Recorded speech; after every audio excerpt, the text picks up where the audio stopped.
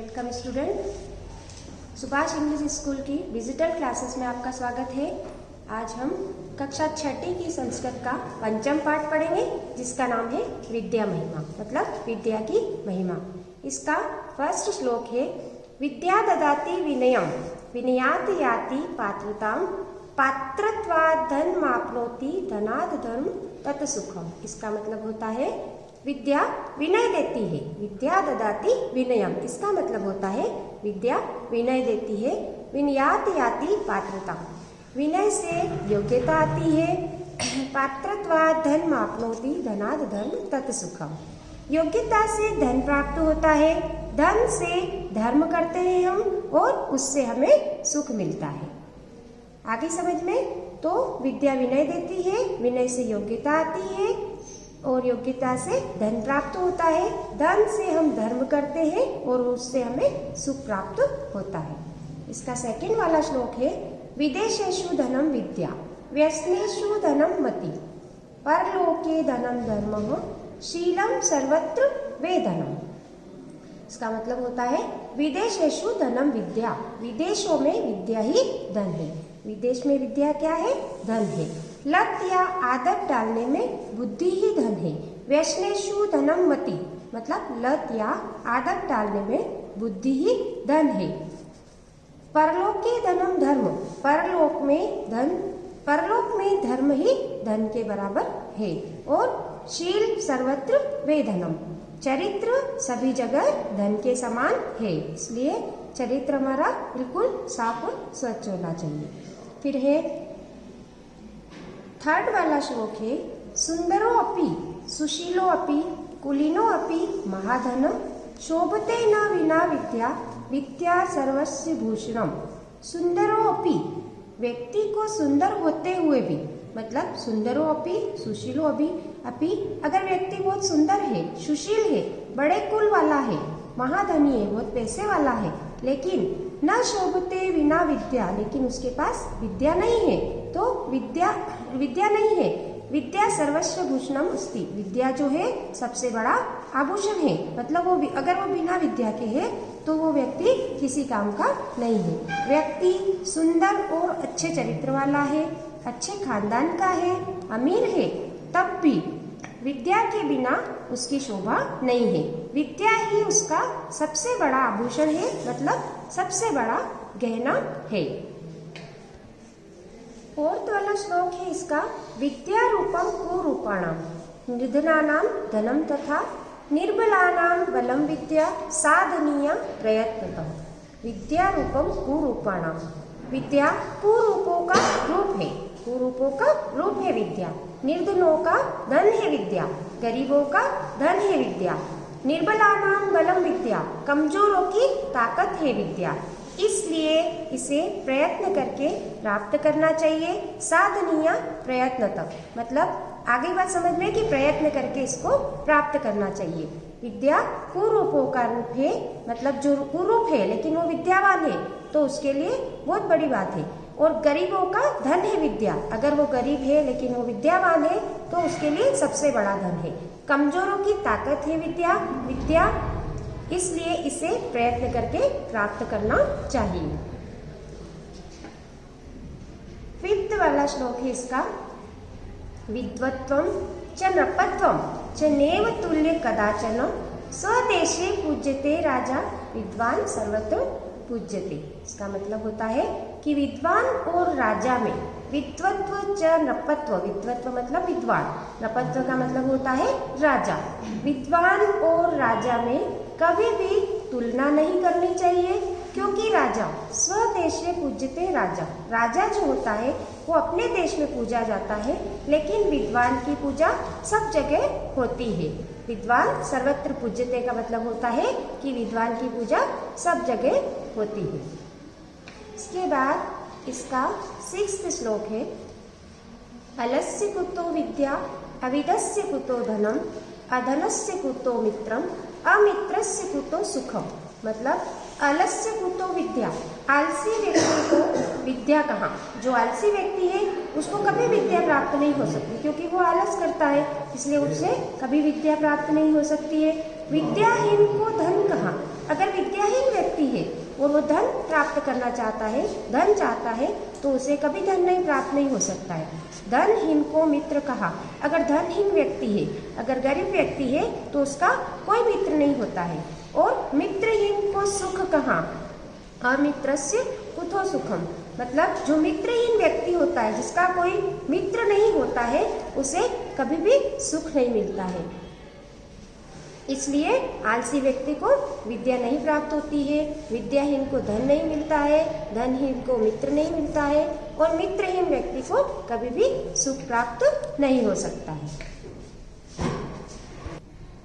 अब इसका अगला श्लोक है, पुस्तकस्था तु या विद्या परहस्तगतम धनम कार्यकाले समुपन्ने न सा विद्या न तद धनम।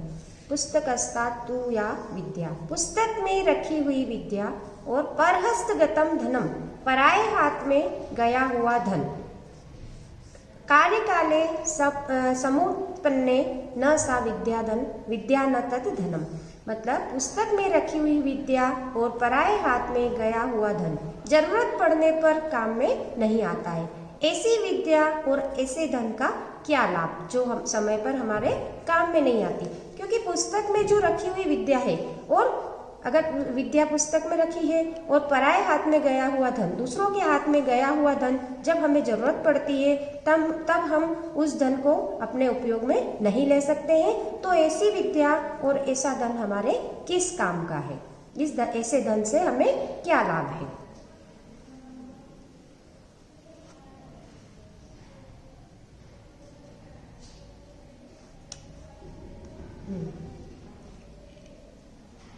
इसका नेक्स्ट क्वेश्चन श्लोक है, किम कुलेन विशालेन विद्याहीनस्य देहिन अकुलिनो अपि विद्यावान देवेरपि स पूज्यते। मतलब किम कुलेन विशालेन, विद्याहीन व्यक्ति का बड़ा खानदान होने से क्या लाभ। किम कुलेन विशालेन, अगर विद्याहीन व्यक्ति है, उसके पास विद्या नहीं है लेकिन वो बहुत बड़े कुल का है, विद्याहीनस्य देहि, बहुत बड़े कुल का है, अकुलिनो भी विद्यावान, लेकिन क्योंकि वो विद्यावान व्यक्ति छोटे कुल का हो तब भी वह देवताओं के द्वारा पूज्य है। मतलब जिसके पास विद्या नहीं है, जो व्यक्ति पढ़ा लिखा नहीं है लेकिन उसका खानदान बहुत बड़ा है, तो उससे क्या लाभ। लेकिन जो व्यक्ति पढ़ा लिखा है, क्योंकि विद्यावान व्यक्ति जो विद्यावान है और जो बहुत अच्छा पढ़ा लिखा है, वो चाहे छोटे कुल का भी है तब भी वह व्यक्ति जो है देवताओं के द्वारा पूजा जाता है। देवेरपि स पूज्यते, मतलब वो विद्यावान व्यक्ति है तो देवताओं के द्वारा भी उसकी पूजा की जाती है।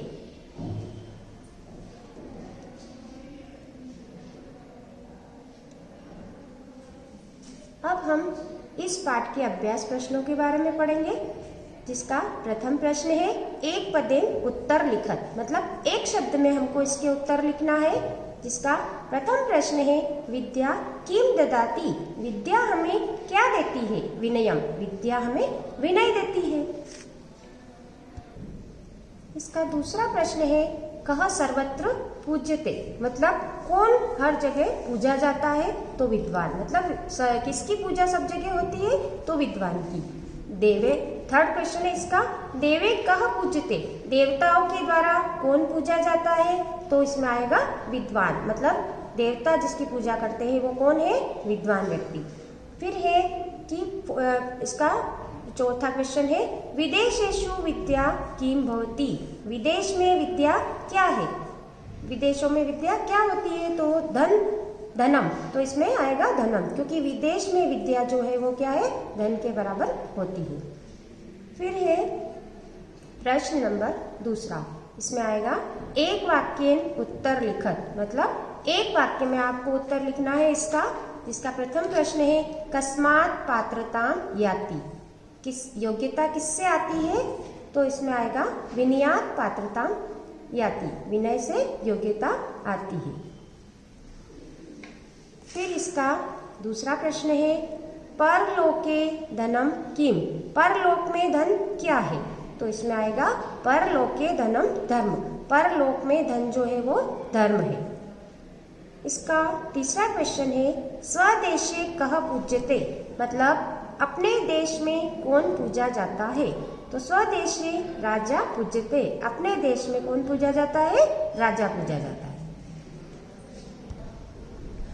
इसका चौथा क्वेश्चन है केशाम बलम विद्या, विद्या किसका बल है? तो निर्बलानाम बलम विद्या, निर्बलों का बल है विद्या। उसके बाद में इसका तीसरा प्रश्न है उचित योज्यत, मतलब सही जोड़ी मिलाइए। सही जोड़ी में क वाले प्रश्न में आएगा विद्या ददाति विनयम, तो इसके आगे आएगा विनयात याति पात्रताम। हमें श्लोक को पूरा करना है ना, ये श्लोक मतलब श्लोक के सही जोड़ी है तो इसको अपने को पूर्ण करना है। इसके बाद में दूसरा प्रश्न है इसका अलस्य कुतो विद्या अविदस्य कुतो धनम, मतलब आलसी व्यक्ति को विद्या कहाँ। उसके बाद में आएगा विद्रत्वम च नृपत्व च नेव तुल्य कदाचन, मतलब विद्वान और राजा में कभी भी तुलना नहीं करनी चाहिए। उसके बाद में आएगा विदेशेषु धनम विद्या वैष्णेषु धनम मति, विदेश में विद्या क्या है? धन के बराबर है और बुरी आदत पड़ने पर भी विद्या। उसके बाद में आएगा किम कुलेन विशालेन विद्याहीनस्य देहिन, विशाल कुल वाला है लेकिन जो विद्या से हीन है। इसके बाद में आएगा प्रश्न नंबर तीसरा रिक्त स्थानानि पूर्यत, मतलब इसके आपको रिक्त स्थान की पूर्ति करना है। तो पात्रत्वाद धनम आपनोति धनाद धर्म, तो इसमें आपको श्लोक दे रखा है तो श्लोक की जो लाइनें अधूरी है उसको आपको पूरी करना है। उसके बाद में दूसरा आएगा पुस्तकस्ता तू या विद्या, इसके पिलक में क्या आएगा? विद्या। फिर तीसरे प्रश्न में आएगा स्वदेशे पूज्यते राजा विद्वान सर्वत्र पूज्यते, अपने देश में राजा पूजा जाता है लेकिन विद्वान की जो पूजा है वो सब जगह होती है। फिर घ वाला क्वेश्चन है इसका सर्वस्व भूषणम, तो इसमें आएगा विद्या, मतलब विद्या जो है वो सबका आभूषण, सबसे बड़ा आभूषण, सबका आभूषण है। रिक्त स्थान का पांचवा प्रश्न है धनम, तो धनम के रिक्त स्थान में आएगा परहस्तगतम धनम, पराये हाथ में गया हुआ धन है ना, तो इसमें आएगा परहस्तगतम। फिर है इसका प्रश्न नंबर चौथा जो है कोष्टकात् चित्वा विलोम शब्दे मेलियत, कोष्टक में देखकर विलोम शब्दों की सही जोड़ी मिलाना है आपको। तो इसमें विलोम शब्द में सबसे क वाले में आएगा सुखम, तो सुखम के सामने क्या आएगा विलोम शब्द? दुखम। उसके बाद में ख में आएगा विदेशेषु, तो इसका विलोम शब्द क्या आएगा? स्वदेशेषु। फिर है ग वाले में इह लोके, तो इह लोके का विलोम शब्द होगा परलोके है ना। फिर आएगा घ, तो घ वाले में आएगा महाधन, मतलब बहुत पैसे वाला, तो इसका आएगा निर्धन, मतलब गरीब। फिर है हंग में सुंदर, सुंदर का विलोम शब्द होगा कुरूप है ना, सुंदर जो है सुंदर व्यक्ति और एक कुरूप व्यक्ति, तो ये विलोम शब्द में क्या आएगा? कुरूप। फिर है च में निर्बल, बिना बल वाला, और फिर सबल मतलब बल वाला। फिर है छ वाले में विद्वान, तो विद्वान का विलोम शब्द होगा मूर्ख है ना। फिर आएगा झ वाले में आएगा ज वाले में आएगा मित्रम, तो मित्रम का विलोम शब्द होगा शत्रु। और फिर कुलीन, कुलीन का विलोम शब्द होगा अकुलीन, कुलीन का मतलब कुल वाला और अकुलीन मतलब बिना कुल वाला। फिर लास्ट में होगा इसका सुशीलः, तो सुशीलः का विलोम शब्द होगा दुश्शील। अब ये हो गए आपके विलोम शब्द। इसके बाद में प्रश्न नंबर 5वां है विद्या विषये संस्कृते पंचवाक्यानि लिखत, विद्या के विषय पर आपको संस्कृत में 5 वाक्य लिखना है। तो 5 वाक्यों में सबसे पहला वाक्य आएगा विद्या विनयम ददाति, विद्या विनय देती है। दूसरा वाला आएगा विद्या विदेशेषु धनम भवति, विद्या जो है वो विदेश में भी धन के बराबर है। फिर है विद्या, तीसरा आएगा इसका विद्या कुरूपानाम रूपम भवति, विद्या जो है वो कुरूपों का रूप है। उसके बाद में चौथा आएगा इसका, चौथी लाइन आएगी विद्या सर्वस्व भूषणम अस्ति, विद्या सबका आभूषण है। उसके बाद में आएगा 5वें में विद्या प्रयत्न साधनीय, इसलिए हमें विद्या की प्रयत्न पूर्वक साधना करनी चाहिए। ये हो गया आपका पाठ 5 पूर्ण हो चुका है। और अब आपको इस पाठ के सबसे पहले श्लोक के श्लोक लिखना है, उसके बाद में श्लोक का हिंदी अर्थ करना है और उसके बाद में आपको इसके प्रश्न उत्तर अपनी कॉपी में नोट करना है। धन्यवाद।